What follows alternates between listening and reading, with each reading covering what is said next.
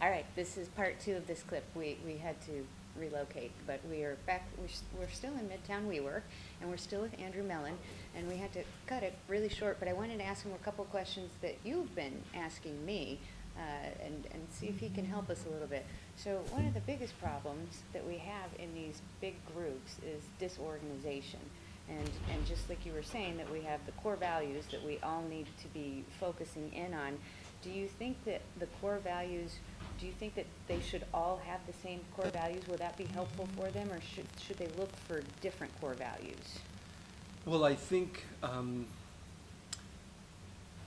as a way to find some sense of unity to begin with, at least identifying one common value that you would have, that you would want to base the team's activity on, or its take on the project. It would seem that I mean, as much as diversity I think is an excellent idea, I think so there's two choices. I mean, I think you could either say in the way that like some business social groups are like, you know, we have an attorney, we have an accountant, so we don't want another one.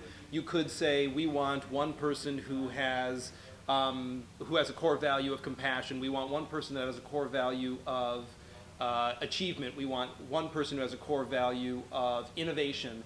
And when we have, you know, when we decide that now we have 5 people, all who have a different primary core value, that's what we're going to build the team on. Or it's going to be, we want everybody to have innovation be their leading value, and then whatever their secondary or tertiary values are, that's where we'll mix it up, but at least we can always come back to innovation so that we know that we've got that to base it on. I mean, it really depends on your comfort level and how out on a limb you want to go. If you have enough sense of self that you can forge out and know that I'm going to be the person that brings compassion to the table, and I'm not concerned about there being anybody else in the group that has that value. I'm going to hold that value, and I'm going to make sure that everything we do has at least a patina of that as a part of what it's doing. Then you could be that person. And if you tend to be a little shyer, a little more withdrawn, or you want a little more structure, perhaps you want to be with a bunch of other people that have that value, so that all of you can rely on, we have a common foundation. That's going to help you guys a lot. In fact, if you think about this, if you actually think about what he said, the leaders that stepped up in a couple of the teams, in fact, we have the 3 teams that we have right now, somebody automatically jumped up and took control of those teams. So what you're saying is that somebody potentially could pull off of one of these larger teams and say, these are the core values, they may be different than mine, but this is what I'm looking for. And so people can walk out and of the teams, you might be very happy on your team. You may, in fact, I've talked to some people that are just ecstatic and they're not going anywhere. But you could potentially just walk out and say, I'm looking for different values, or sit with a bunch of people that have the same values, and it would still work, but the principal matter to know is that everyone needs to understand their values. Exactly. I think without that, particularly when you're in an experimental situation, when you're in this entrepreneurial experiment that you're in, which is this game that you've created, if you don't have anything to hold on to, if there is no structure and you don't bring your own structure, you're tetherless in a tetherless world. So it would seem that it would be confounding to only the strongest, most independent people in the group. And everybody's either going to rely on them because they seem to be willing to be comfortable or adaptable in an unstable environment, or you're going to want those values as something to ground yourself, so that, you know, it's, in my experience, it's much easier to deal with uncertainty when you know what's certain to you.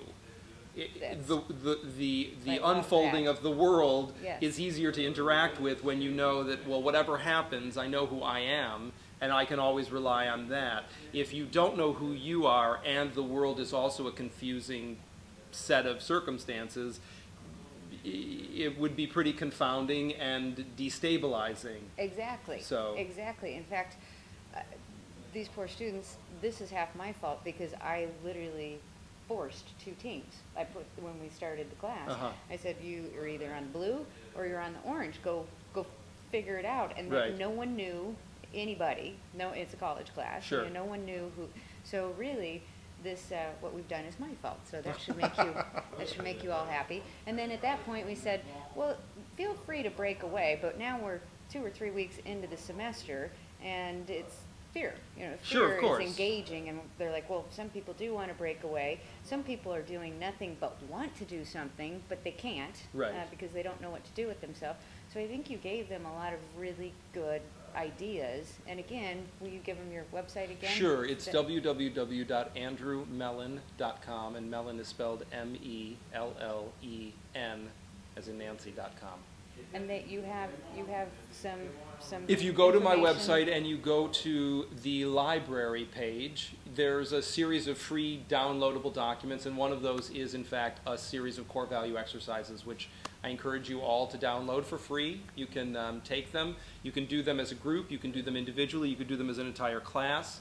They are personal, so you could do them once for yourself as an individual, and then you could do them for the team to see what are the core values of the team. Often when I'm working in families or in companies, I will encourage an entire team, a division, a family to do the core values, because often when there's stuff discordance at home, it's because different people have a different understanding of where the home for the keys should be or where the utensils should be. And rather than having, as I said in the earlier clip, rather than having that conversation, you end up in this conversation about communication, about like, well, when you say that, that's how I feel, and we still haven't figured out where we're going to keep the spatulas. So, you know, I mean, we maybe feel a little better about ourselves in a relationship, but we still haven't made the core decision, which was, where do the spatulas live, because I want to actually cook something. So, exactly. So likewise in the teams, what you could do is, after you've done your own core value exercises, then if the team does it together, then you start to see, okay, as a clump, we all value this. We all value this, and we all value this. So now, whenever you're trying to come to a common decision, it's no longer based on personalities, it's not based on whim, it's not based on feelings, it's based on, well, if that's our value and that's what we want to put forward, what's the strongest choice that keeps that value in the forefront and makes that resonate with what we've said matters to us? And it neutralizes all of those personality conflicts of like, well, you're bossy, or you don't ever participate. And we get away from any of those kinds of interpersonal dynamics, which, you know, they'll still be there, but they don't become the dominant tone of the interaction. The dominant tone becomes a collaborative problem solving, where the value is if everybody's agreed on the value, it's much easier, and it diffuses a lot of that tension around, well, what is the strongest choice? And then you're able to make it in a much more dispassionate way. And then you can even have the exploration of, well, let's you know, like in a debate, let's defend, how does this keep that value so clear? Make the argument, because I'm not seeing in the choice, and then it's not about like it's the way you're saying it to me. I just need to understand, how is this value represented in the choice that you're putting forward? And then then we're really engaged in actual problem solving. And when we come up with a solution, there's a higher likelihood of greater buy-in, because again, it isn't personality driven. It's not about popularity, it's about clarity. Well, I think Andrew has given you all the answers. You just need to dig a little bit deeper. And I think that would be an excellent idea for you to jump on his website and look at those tests and take them if you want to branch off and start a new team. And then you can ask other people, if they want to branch off, have you taken this test? And this is what I'm looking for, this is what I'm not looking for. But at least you have a value system that you're basing something off of. I know it's been a confusing class. I know everything has been very difficult, but you are all having a lot of fun, or at least the ones that I've talked to on the phone. In fact, sorry for the people that I'm missing right now while we're taping, but I will get back to you. But we will move forward with this, and once we get all of your data, this Saturday night, then we're going to run a game, and at that point, we'll get a beta test. We'll know what to fix with the kinks. We'll know how to change everything that doesn't work, and we'll know what works, and we'll hone in on that. And then we can regroup. You guys can stay on the same teams. You can go to different teams. But I really highly recommend moving to smaller groups if you're on one of the larger ones, just so everybody has a chance to really participate.